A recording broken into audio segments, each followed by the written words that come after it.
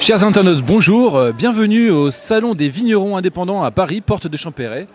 Voilà, nous avons décidé de changer un petit peu des thèmes d'actualité, on va dire habituels, où nous parlons beaucoup de géopolitique, de société, etc. Et bien voilà, nous allons faire une petite après-midi gustative et de dégustation au Salon des vignerons indépendants. Voilà, donc du vin français évidemment. Et bah, tout de suite, on y va, suivez-moi.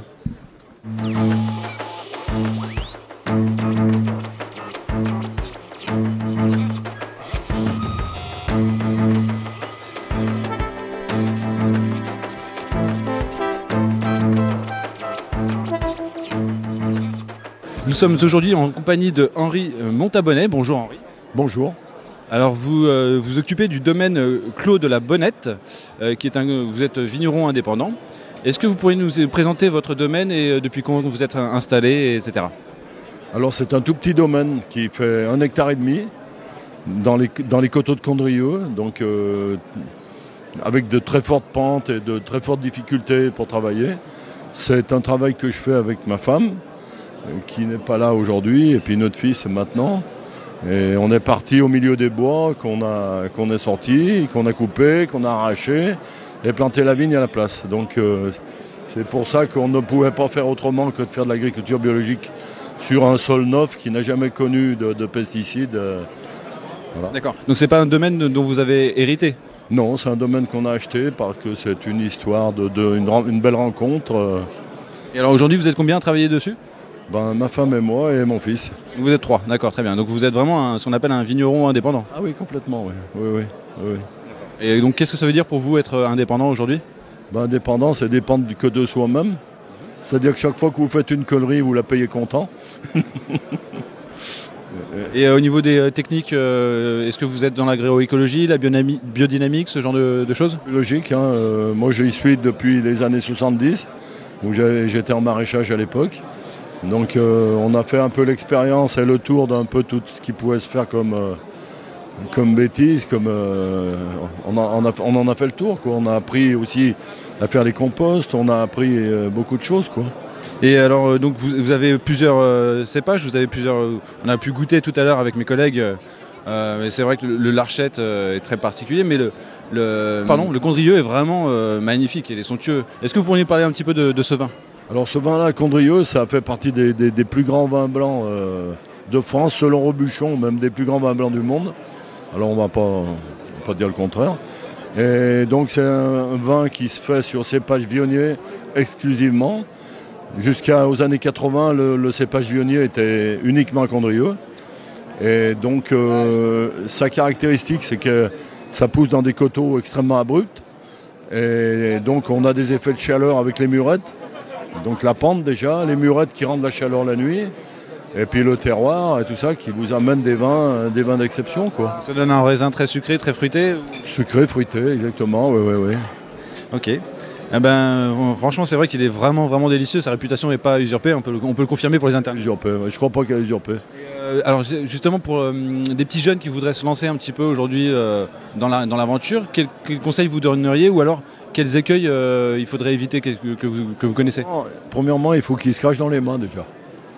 Ça, c'est la première chose. Parce que c'est un très gros travail d'investissement intellectuel, physique, financier. Et si on n'a pas de finances, on arrive toujours à se débrouiller, à commencer tout petit et puis à monter comme on a fait. Mais c'est un gros investissement intellectuel parce que c'est lourd, parce que vous avez une année, on a eu l'année 2013 où on n'a presque pas eu de récolte. Donc il faut faire face à tout ça, quoi, puis tenir bon. Et puis moi, mon principe, si tant est que j'ai des principes, serait de dire, pour réussir son truc, il ne faut pas laisser de garde-fou. C'est-à-dire il faut partir sur le fil et il faut y aller. Parce que là, on est condamné à réussir. Si on se casse la gueule, on se casse la gueule, mais on est condamné à réussir si on se garde un travail de côté en protection, au cas où et tout. Ça veut dire qu'on est déjà quelque part dans l'échec. Mais rétrospectivement, avec toutes les galères, mais aussi avec tous les bonheurs et tous les plaisirs et toutes les joies, vous le referiez ou vous le referiez pas? Bien sûr, mais sauf qu'il faudrait m'enlever quelques années, quoi.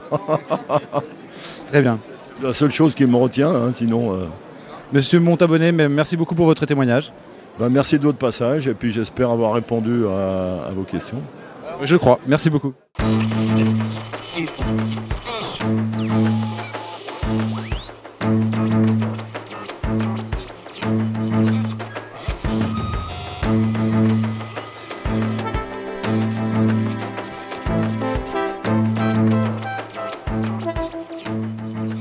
Nous voici maintenant en compagnie de Romain Flésia. Bonjour Romain. Bonjour. Alors vous vous occupez du domaine Les Quatre Filles, donc c'est du Côtes-du-Rhône. Est-ce que vous pourriez vous présenter un petit peu votre domaine, où est-ce qu'il se situe Alors le château des Quatre Filles se situe à Sainte-Cécile-les-Vignes, dans le Vaucluse, au nord du Vaucluse. C'est à 15 km au nord d'Orange et nous sommes une exploitation familiale. Depuis 1715, nous sommes vignerons dans la famille, donc je suis la 11e génération. Et moi j'ai commencé mon métier en 1996, donc il y a presque 20 ans, en agriculture biologique depuis 16 ans, par pure conviction, c'est notre philosophie de travail. Et voilà, on a un domaine de 30 hectares, on produit aussi bien du blanc, du rosé et du rouge, mais essentiellement du rouge. 30 hectares, et vous êtes combien alors à bosser sur ces 30 hectares? Nous sommes 4 personnes à travailler en permanence. Et après, nous utilisons beaucoup de saisonniers pendant l'hiver pour la taille de la vigne, par exemple, et pendant les vendanges pour la récolte, parce que nous faisons toutes les vendanges à la même. Je n'ai rien contre la machine à vendanger, mais c'est pas ma philosophie de travail. Et j'aime bien avoir cette équipe de vendangeurs. Pour la plupart, ce sont des vendangeurs qui reviennent chaque année. Et on a des liens d'amitié et puis on gère mieux notre travail en fait qu'avec la machine. Ça, c'est mes convictions personnelles et j'ai pas envie d'en démordre. Voilà. Donc on est au salon des vignerons indépendants, vous êtes indépendant, vous êtes resté indépendant. Est-ce qu'il y a eu des moments où vous avez été tenté ou pas ou jamais? Parce que ça jamais. Non, parce qu'on a la chance de faire un métier où on suit toutes les évolutions de A à Z, c'est-à-dire de la plantation de la vigne à la commercialisation, comme là sur les salons où on présente nos produits aux clients et on peut discuter avec nos clients, leur expliquer notre philosophie de travail, nos convictions, leur dire le pourquoi, du comment, pourquoi on travaille comme ça, pourquoi on fait ces vins-là. Et voilà, c'est un bonheur de pouvoir faire ça en fait. Vous n'utilisez pas de machine, j'imagine que vous n'utilisez pas de pesticides, d'engrais chimiques ou le minimum. Nous sommes en agriculture biologique, donc ça signifie qu'on n'utilise aucun produit chimique dans la culture de la vigne, c'est-à-dire pas d'herbicides, pas d'insecticides, pas de... Voilà, nous travaillons qu'avec des produits naturels. Et vous y arrivez quand même, bien sûr? Oui, ça demande plus de surveillance, plus de vigilance, mais c'est pas infaisable. Et en plus, on a la chance d'être dans une région où le climat nous aide beaucoup aussi. Ça facilite. D'accord. Et alors, avant qu'on vous quitte, si vous aviez un petit conseil à des jeunes qui voudraient se lancer dans la vigne, qui ne viendraient pas forcément d'une famille comme ça viticole, comme vous, quel conseil vous leur donneriez Soyez passionnés, c'est le principal. Après, si vous faites ça avec passion, je pense que vous y arriverez. C'est un métier de passion.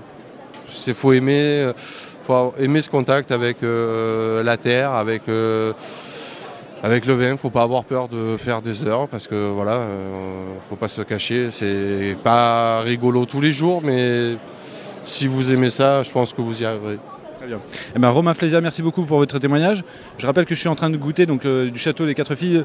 La bouteille, là, c'est les Emmerdeuses, voilà, et qui est vraiment délicieux. Voilà, je le conseille. Merci à vous.